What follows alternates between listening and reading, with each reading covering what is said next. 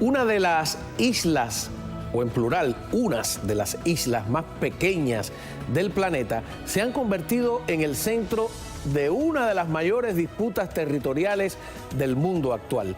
En esencia, ni siquiera son islas, son unas rocas de coral o unas dunas de arena esparcidas entre las costas de China, Vietnam, Indonesia, Malasia y Filipinas. Son en verdad unas excrescencias geográficas que apenas asoman mar afuera y que en algunos casos solo son visibles cuando hay marea baja. Pero el gobierno comunista de China ha empezado a construir sobre esas rocas, ha empezado a construir islas artificiales y a establecer bases, incluso con aeropuertos. Y de esta manera, algunos pedazos de piedra de unos metros han crecido hasta donde la tecnología lo ha permitido. Y el gobierno chino está reclamando como aguas territoriales 12 millas alrededor, que contadas las 6 islas que han ocupado suman 370 kilómetros a la redonda y 22 de profundidad o de lecho marino. Y han dicho que ningún barco puede pasar por lo que ellos reclaman como su territorio. Así que si siguen agrandando artificialmente las islas, seguirá creciendo también el reclamo fronterizo. Y por supuesto, en ese trecho marino hay una importante zona pesquera, hay una zona además estratégica desde el punto de vista del tráfico marítimo y hay también, porque los chinos no son bobos, petróleo. Pero lo verdaderamente grave es que China no solo desafía a sus vecinos, sino que desafía todo el sistema internacional de fronteras, creando un precedente de consecuencias incalculables. Por ejemplo, ¿qué pasaría si Cuba empieza ahora a agrandar artificialmente los cayos al norte del archipiélago y luego reclama 12 millas de la nueva frontera? Cayosal, por ejemplo, pasaría a ser territorio cubano y no de las Bahamas. Y si se siguen extendiendo, podrían reclamar Cayo Hueso o las Islas Caimán. Parece ciencia ficción, parece una broma, pero no lo es. Lo vamos a explicar, así que bienvenidos al Espejo. Qué interesante. Tenemos a César Vidal, historiador, analista y escritor español. Esto es un tema fascinante, ¿no? Esto es un tema fascinante y es mucho más importante de lo que la gente se cree. Es decir, yo creo que hay una cuestión que hay que dejar clara desde el principio. Muchos de los análisis que se hacen desde Estados Unidos de política global son erróneos porque siguen todavía el modelo de la Guerra Fría. Es decir, se creen que vivimos en un mundo como era el mundo de los años 80, de finales de los años 80. El mundo ha cambiado mucho. Y esto tenemos que aceptarlo, porque si no, vamos a cometer... Bueno, pues por ejemplo, Rusia no es un superpoder y no es el principal rival de los Estados Unidos ni lejanamente. En realidad no amenaza en absoluto a la seguridad de Estados Unidos. ¿China sí? China sí.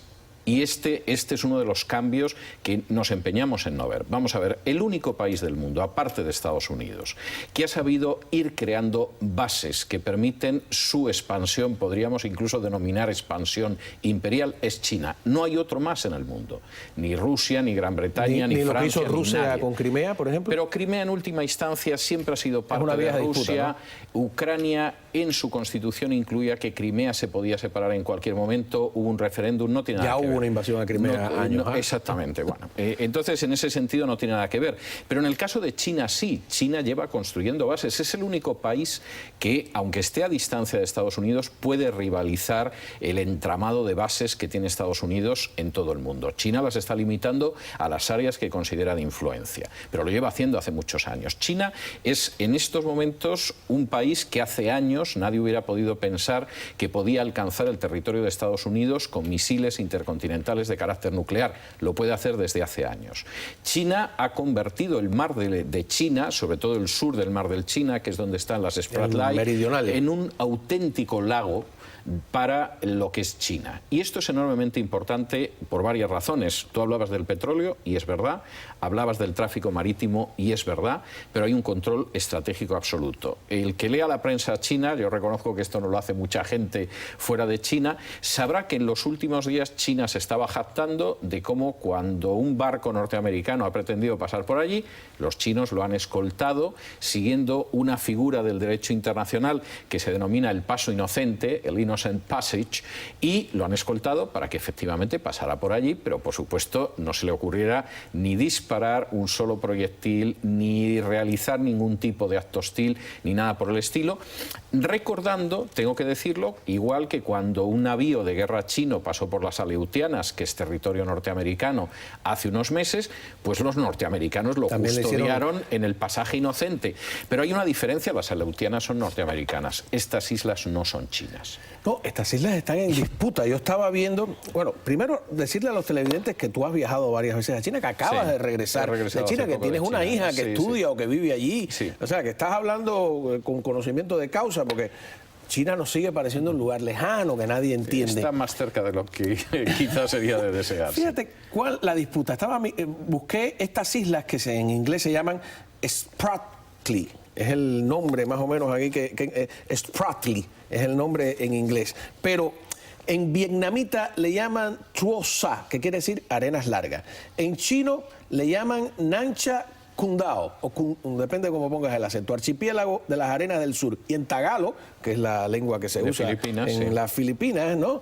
Le llaman Kalayán, que quiere decir libertad. Es decir, cada uno siente que esas islas son suyas, que tienen su propio nombre. Claro, hay una razón, como tú muy bien decías, son relativamente islas, en realidad son atolones, son masas rocosas que efectivamente... Excrescencias geográficas. Excrescencias geográficas casi, que efectivamente China está construyendo, por supuesto, autopistas, está construyendo aeropuertos, etcétera, etcétera.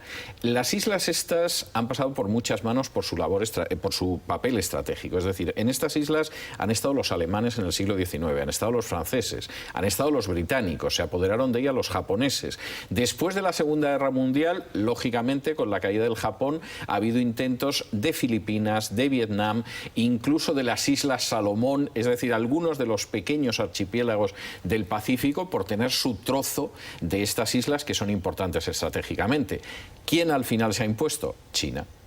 Y esto es muy significativo, porque esto no es el único territorio sobre el que se expande China. En realidad, China en estos momentos tiene una serie de bases que van del sur del mar de China, que ya es un lago chino, hasta el centro de Asia. Que le están llamando algunos la Gran Muralla de Arena, que están construyendo en vez de la Gran Muralla. En el caso este, bueno, ellos lo denominan el collar de perlas. Cada una de esas bases que va cruzando Asia...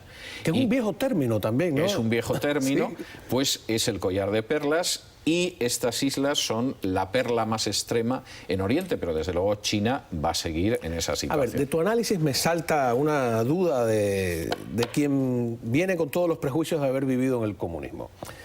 Si China se ha convertido hoy en el principal dolor de cabeza o en el principal problema para Estados Unidos... Debería tenerse esa conciencia, yo creo que no se tiene. ¿Fue una buena idea ayudar a crecer económicamente a un partido en el poder? ¿Es una buena idea? Yo creo que no fue una buena idea, pero realmente se pensó que era una buena idea, y hay que recordar que esto viene de la estrategia de inicios de los años 70, de Kissinger y de Nixon, que efectivamente acaban dándose cuenta de que China es independiente de la Unión Soviética. Tengo que decir que hubo cubanos que se habían dedicado al espionaje y cuando llegaban aquí a Estados Unidos y decían: China no es una marioneta de la Unión Soviética, vigilen también a China, aparte de la Unión Soviética, ni el FBI ni la CIA les hacía caso, durante años. Y esa gente que se había pasado al mundo libre viniendo de la dictadura castrista estaba diciendo la verdad.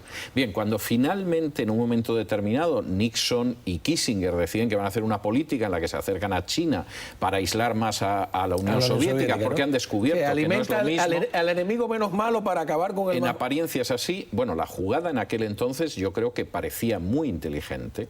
Con el paso del tiempo se ve que no ha sido tan inteligente. Ahora, pero si cría chino y te sacarán los ojos, ¿no? Ahora pregunto yo, ¿cría cubanos y no te lo sacarán igual? Bueno, lo que pasa es que hay una gran diferencia, y es que China tiene 1.300 millones de habitantes y Cuba pues debe andar en algo más de Cuba está a 90 millas. Sí, pero no tiene afortunadamente la fuerza de China. Es decir, si Cuba tuviera la fuerza de China tendríamos un problema de una seriedad verdaderamente tremenda. Ahora se supone que pueden tener más hijos, a lo mejor van a triplicar la población. Los chinos en principio van a poder tener 2 hijos. Antes era uno. Porque antes tenían solo uno, porque en principio habían llegado a la conclusión de que a partir del 2040-2050 podía empezar a disminuir la población china y ellos necesitan una población muy elevada.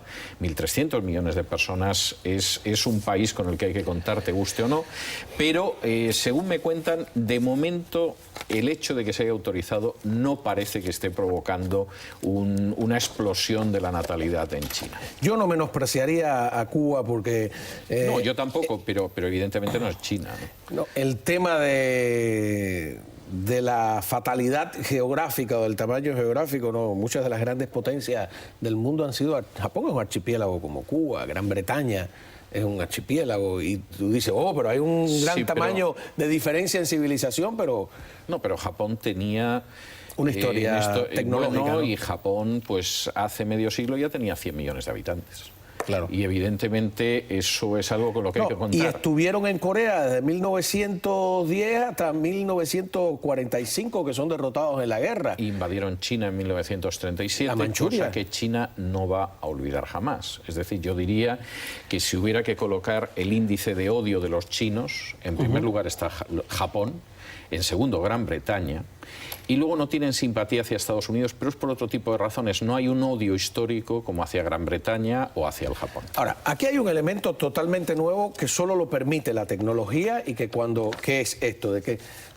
Préstame tu libro, disculpa, Sí. no es para hacerle publicidad No, gratuita, déjame ver no es cuál es. mío, además. Ah, no es tuyo, bueno, entonces podemos tenerlo boca abajo. Era para entretener la espera leyendo. Este pedazo de isla, ¿no? Tú empiezas a agrandarlo y de repente se convierte en la mesa y reclamas territorio a partir de allí.